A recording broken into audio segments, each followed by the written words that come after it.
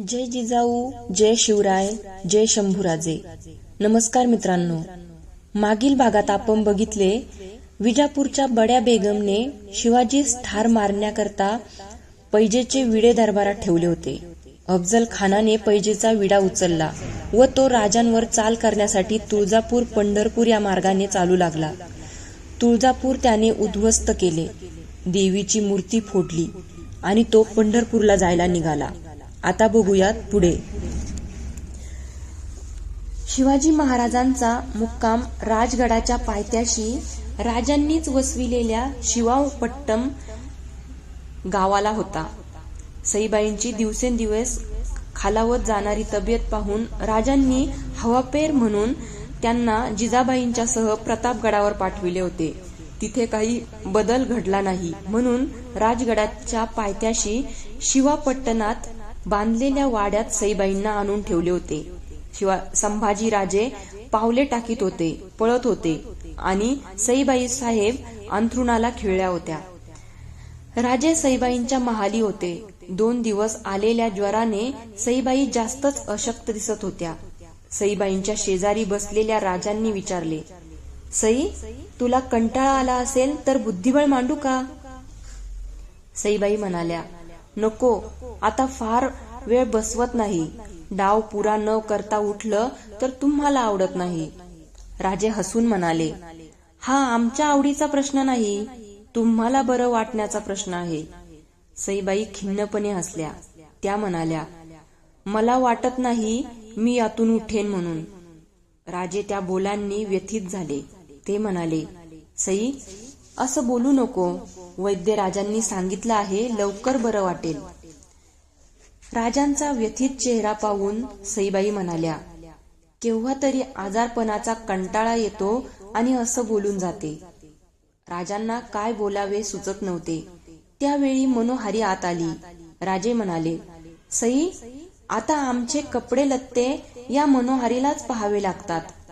सईबाई हसल्या. त्या म्हणाल्या, आपण तिला सांगता पण बिचारीवर साऱ्यांचा रोष होतो. त्यापेक्षा धाकट्या राणी साहेबांना सांगितलं तर? सई, ही कामं सांगून वा ठरवून का होतात? राजे म्हणाले, तुमच्या बरोबरच ही आली, हिला फारसं सांगावंही लागत नाही. मनोहारी स्तब्ध उभी होती. सईबाईंनी विचारले, का आली होतीस मनू? मासाहेब इकडे येतायत. राजे गडबडीने उठत म्हणाले, मग आल्याबरोबर सांगायचं नाही, शहाणीच आहेस. सईबाईंच्या चेहऱ्यावर हास्य विलसले. तोच जिजाबाई आत आल्या. त्यांच्या पाठोपाठ 2 दासी होत्या. सईबाईंच्या जवळ येऊन दासींनी सईबाईंची दृष्ट काढली, लिंबे उतरून घेतली, अंगारा लावला. जिजाबाई म्हणाल्या, शिंगणापूरचा प्रसाद आला. हिच्यासाठी अभिषेक सांगितला होता, तो तरी नवसाला पावतो का पाहायचं. राजे काही बोलले नाहीत. जिजाबाईंनी विचारले, खानाची काही बातमी? खानानं विजापूर सोडला आहे. राजे म्हणाले, फिरंगोजींना तुम्ही बोलावलत? हो, आलेत. मगाशीच आले. तुम्ही इथं होता, आम्हाला भेटले. राजे गडबडीने बाहेर गेले. सदरेवरून हसणे उठल होते. राजे सदरेवर गेले. त्यांचे पाय जागच्या जागी खिळून राहिले. फिरंगोजी ओनवे झाले होते. त्यांच्या पाठीवर शंभूबाळ बसले होते.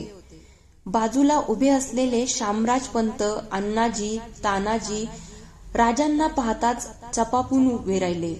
फिरंगोजींच्या लक्षात येऊनही त्यांना उठता येत नव्हते. पाठीवर शंभूराजे होते ना.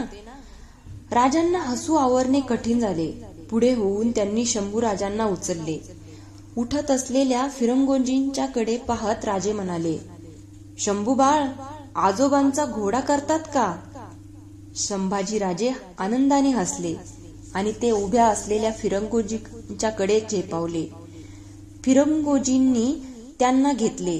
राजे म्हणाले, फिरंगोजी, राजांना तुमचा भलताच लळा लागलेला दिसतो. 2 वर्षाची उमर, पण माणसांची चांगली ओळख ठेवतात. फिरंगोजी म्हणाले. फिरंगोजींच्या काखेतून शंभूबाळ खाली उतरले आणि दौडत आत गेले. राजे खाशा सदरेत आले.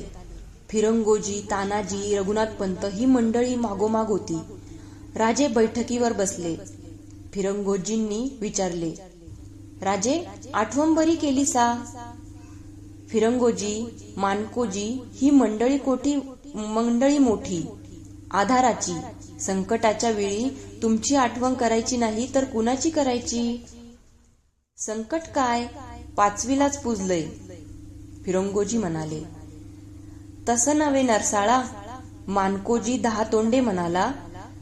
विजापूरचा अफजल खान वाईला सुभेदार होता त्यो विजापुरासनं निघालाय. कशाला? तुला लग्नाचा आवतान द्यायला. मानकोजी चिडले. सारे हसले. राजे म्हणाले, मानकोजी, आमचे फिरंगोजी एकदम साधे, त्यांना असं आडवाटेचं बोलणं कळत नाही. फिरंगोजी, अफजल खान आमच्यावर स्वारी करण्यासाठी निघाला आहे. 10,000 फौज आहे, तेवढंच घोडदळ आहे. आणि फिरंगोजींनी टाळा वाजला. एवढंच नव्हे तर विजापूर दरबारात आम्हाला चढे घोड्यानिशी पकडून आणतो म्हणून पैजेचा विडा उचललाय त्यानं. फिरंगोजींच्या मिशा थररल्या. पालथी मूठ गल मिशांवरून फिरवीत फिरंगोजी म्हणाले, वाट बघ म्हणावं. शिवाजी सोडच त्याच्या घोड्याचा नाळ गावणार नाही म्हणावं.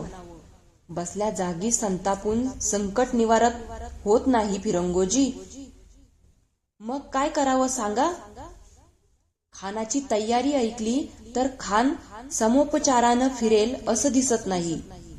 त्याचा तो इरादा नाही. विश्वासराव आल्याची वर्दी घेऊन नोकर आत आला.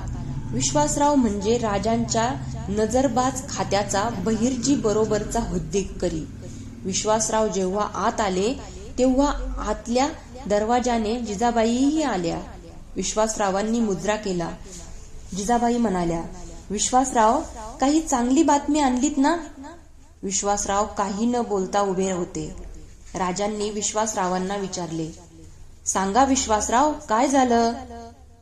महाराज, बातमी चांगली नाही. खान वाकडी वाट करून तुळजापूरला गेला. तुळजापूरला? मासाहेब उद्गारल्या. हो, तुळजापूरला. खानानं तुळजापूर लुटलं. गाव बेचिराग करून खान भवानीच्या देवळात गेला. तुळजापूरची भवानी खानानं फोडली. जिजाबाईंचे डोळे भरून आले. राजांच्या उभ्या शरीरावर काटा फुलला. डोळ्यात संताप उसळला.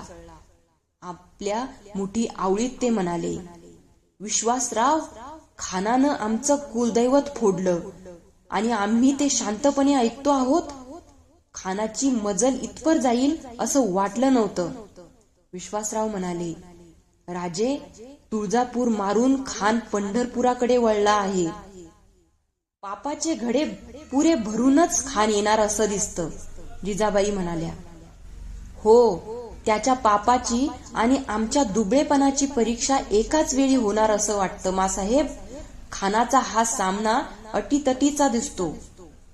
ज्यानं भवानीला हात घातला त्याच्या संग बोलणी करण्यापरीस 4 हात केलेलं बरं, फिरंगोजी म्हणाला. शाब्बास फिरंगोजी, असे शब्द ऐकले की जीवात जीव येतो. आपण शांतपणे विचार करू. आई बुद्धी देईल तसं वागू. विश्वासरावांच्याकडे वळून राजे म्हणाले, विश्वासराव, तुम्ही जा. खान कुठं जरी फिरला तरी छावणी वाईलाच करील. त्याच्याच सुभ्याचं ते ठिकाण. पंढरपूर पासून वाईपर्यंत आपले नजरबाज पेरा. फकीर, संन्यासी, नाना वेशात ही माणसं हिंडू देत.